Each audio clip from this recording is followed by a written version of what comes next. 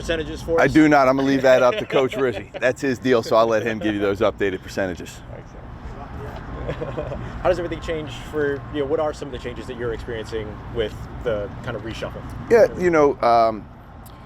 it's a little bit where we kind of have a system that's been in place here, for the past 5 years, this is being season 6. And so we kind of have a good routine that get everything that we need to get done, special teams wise. And obviously now with Riz getting pulled in a couple different directions, he has a lot of more on his plate, obviously, right? So it just means that there's a couple more things maybe that I have to do to help get us prepared for where we need to be. Ultimately, the way it's going to work, is Darren's still going to call the special teams on game day.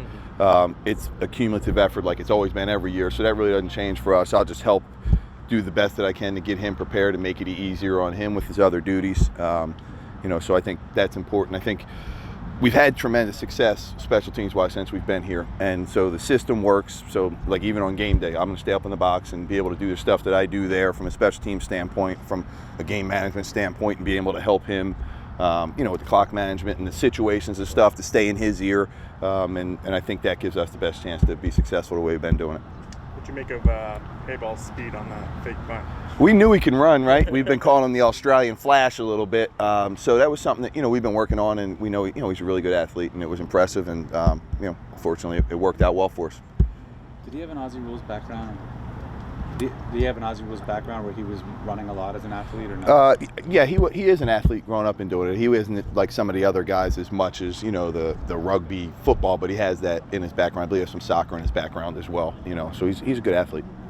What can you tell us about the addition of Marmello and helping out? Yeah, look, I think Moof getting here is going to be great for us.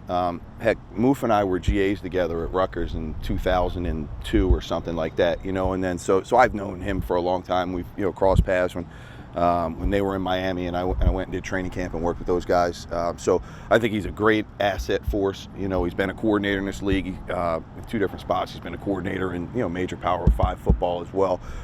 He knows our system, and so I think it's going to really help Riz and I. Now he can help do some of the stuff that I was doing as I'm trying to do some of the stuff that Riz was doing. So it's a perfect fit.